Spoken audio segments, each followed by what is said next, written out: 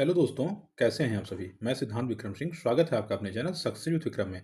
आज हम देखेंगे लोकसभा इलेक्शन से जुड़े महत्वपूर्ण प्रश्न जो कि आपके एग्जाम में 100% है कि छपेगा ही छपेगा और सारे राज्यों में इससे क्वेश्चंस एग्जामिनेशन में भर-भर के पूछे जा रहे हैं, तो आप लोगों के एग्जाम में भी आएँगे। तो चलिए बिना देर लगाए हम शुरू करते हैं।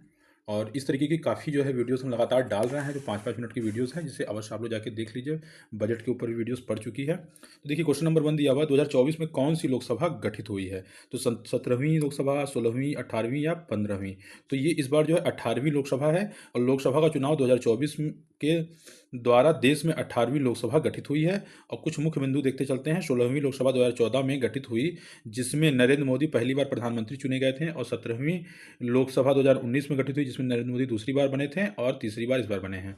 15वीं लोकसभा 2009 में गठित हुई थी, जिसमें डॉक्टर मनमोहन सिंह दूसरी बार देश के प्रधानमंत्री चुने गए थे। ये इंपॉर्टेंट है, जाने रहिएगा। भारत का पहला आम चुनाव सन 1952 में संपन्न हुआ था। ये इससे जुड़े महत्वपूर्ण तथ्य हैं, तो ऐसे ही आपको हम तैयार कराते चलेंगे। लोकसभा चुनाव 2024 के पूर्व किन दो नए चुनाव आयुक्तों की नियुक्ति हुई थी? ये मोस्ट इंपॉर्टेंट है, स्टार मार्क कर लीजिएगा। राजीव कुमार और ओम बिरला, अरुण गोयल और जगदीप धनखड़, और सुशील चंद्र और सुशील अरोरा, सुखबीर सिंह संधू और ज्ञानेश कुमार। तो ऑप्शन नंबर डी सही है, क्योंकि ओम बिरला तो आपको पता है लोकसभा अध्यक्ष है, जगदीप धनखड़ आपको पता है उपराष्ट्रपति हैं, तो वैसे ही गलत हो गया। चलिए बताते हैं इसके बारे में। सुखबीर सिंह संधू और ज्ञानेश कुमार की नियुक्ति लोकसभा चुनाव 2024 के पूर्व हुई थी। महत्वपूर्ण बिंदु है, चुनाव आयुक्तों की नियुक्ति प्रधानमंत्री, एक केंद्रीय मंत्री और नेता प्रतिपक्ष के द्वारा की जाती है। लोकसभा चुनाव 2024 के दौरान श्री राजीव कुमार मुख्य चुनाव आयुक्त थे। और ये जो है आपका सारे एग्जामिनेशन के लिए बहुत इंपॉर्टेंट है, इसलिए इसको जरूर देख लीजिए। भारत के पहले मुख्य चुनाव आयुक्त श्री सुकुमार सेन थे। ठीक है, ये जाने रहिएगा। भारत के पहले जो मुख्य चुनाव आयुक्त पूछता है बार बार, तो सुकुमार सेन पे आप टिक करके आएंगे। लोकसभा चुनाव 2024 के दौरान भारत में कुल कितना फीसदी मतदान दर्ज किया गया? बहुत इंपॉर्टेंट क्वेश्चन है। तो 65.79% जो है आपका दर्ज किया गया। इसके बारे में बता दें और तथ्य जानते चलिए। लोकसभा चुनाव 2024 के दौरान भारत में कुल 65.79% मतदान दर्ज किया गया। और महत्वपूर्ण बिंदु क्या क्या है? लोकसभा चुनाव 2024 में सबसे अधिक मतदान लक्षद्वीप केंद्र शासित प्रदेश में हुआ, जहां पे 84% हुआ।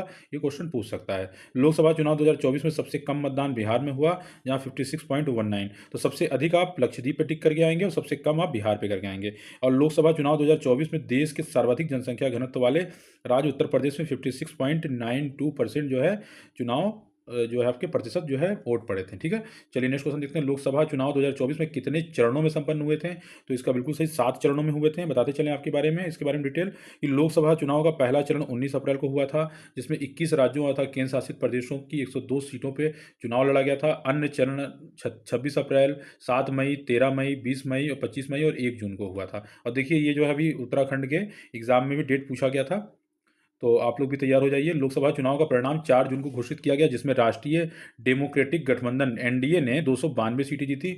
बहुत इंपॉर्टेंट है, सीटें सबकी याद कर लीजिए। 292 सीट जीतकर बहुमत प्राप्त किया। और वहीं विपक्षी दल के भारतीय राष्ट्रीय विकासात्मक समावेशी गठबंधन इंडी जो है, इसमें 234 सीट जीती है। ठीक है, नेक्स्ट है, चुनाव के बाद एनडीए द्वारा नरेंद्र मोदी को लगातार तीसरी बार संसदीय दल का नेता चुना गया। नेक्स्ट क्वेश्चन है, लोकसभा चुनाव 2024 में भारतीय जनता पार्टी के उम्मीदवार मुकेश दलाल को निर्विरोध सांसद चुन लिया गया। वह निम्न में से किस लोकसभा सीट थे? इनके अगेंस्ट कोई लड़ा ही नहीं, तो इसका ऑप्शन नंबर डी होगा। सूरत से इनको जो है निर्विरोध चुना गया। और लोग बताते चले आपको कुछ इंपॉर्टेंट कि गुजरात की गांधीनगर लोकसभा सीट से गृह मंत्री अमित शाह ने चुनाव लड़ा था।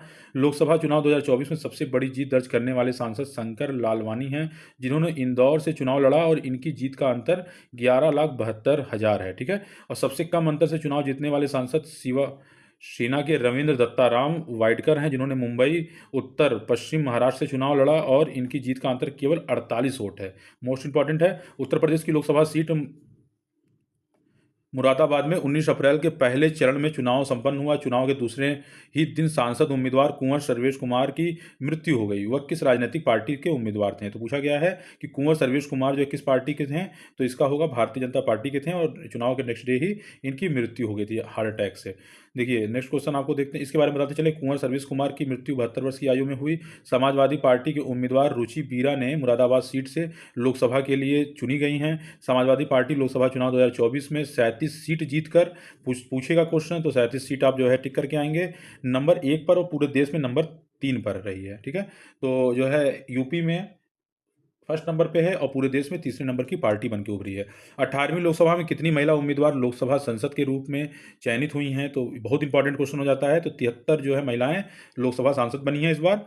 आपको पता चले 17वीं लोकसभा अर्थात 2019 में 78 महिलाएं लोकसभा के लिए चयनित हुई थीं। 82 साल की टी आर बालू ने लगातार तीसरी बार तमिलनाडु राज्य की श्री पेरुम पुदुर सीट से जीत हासिल की।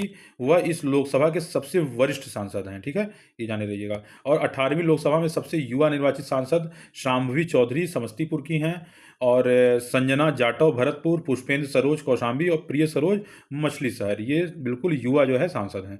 लोकसभा चुनाव 2024 के बहुचर्चित नाम निर्दलीय विधायक रविंद्र सिंह भाटी निम्न में से किस लोकसभा सीट से चुनाव लड़े थे, तो ये जो है बाड़मेर राजस्थान से चुनाव लड़े थे और काफ़ी जो है चर्चित जो है सीट हो गया था ये।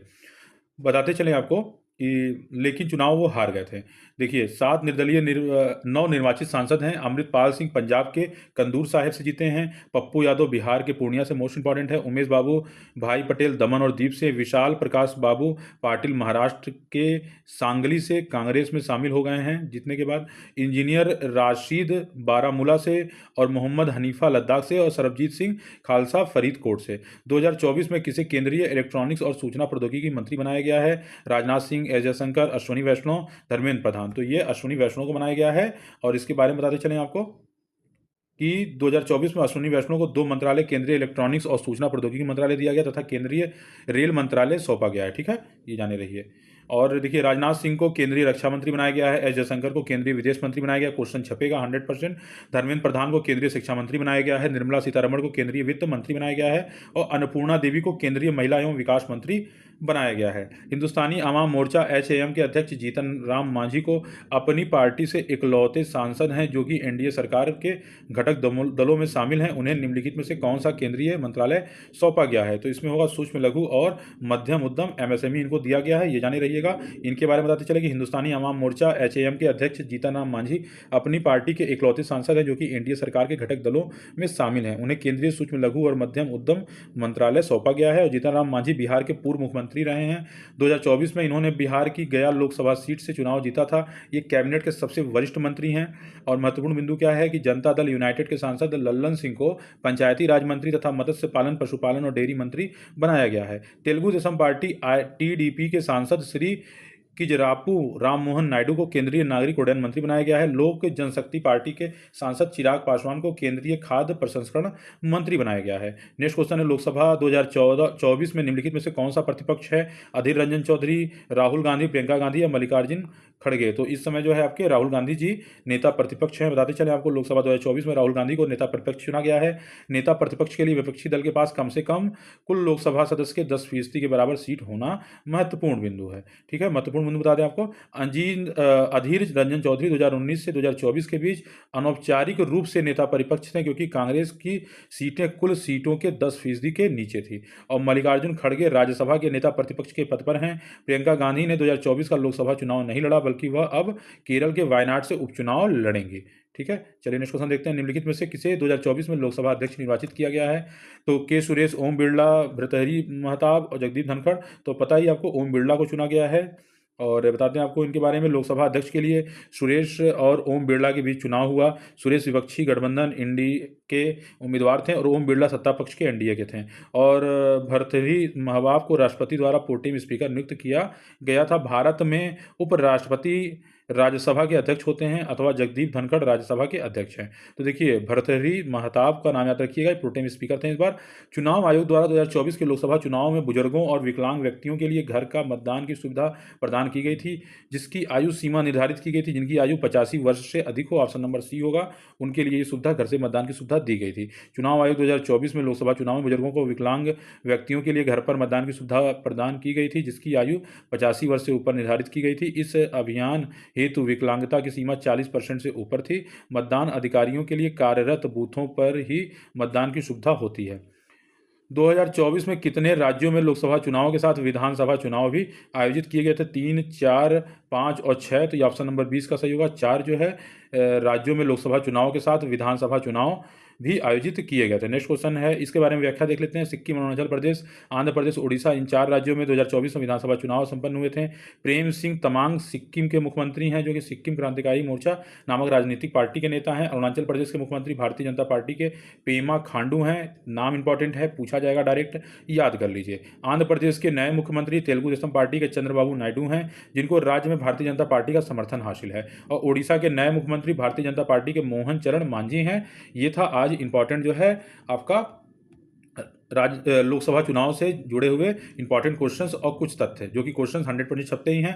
और बताते चले कि डेली जो है सुबह मॉर्निंग में 9 बजे मेरे द्वारा 75 क्वेश्चंस की एक हिंदी की सीरीज कराई जा रही है, जो कि 25 मिनट में है। और शाम को 4 बजे जीके की सीरीज कराई जा रही है, जो कि 75 क्वेश्चंस केवल 25 मिनट में है। उसकी दो वीडियोज़ हो चुकी है, जाके आप प्ले लिस्ट में देख लीजिएगा। और बाकी वीडियोज़ के लिए आप हमारे साथ लाइव जुड़िए और चैनल को लाइक कर लीजिए, सब्सक्राइब कर दीजिए।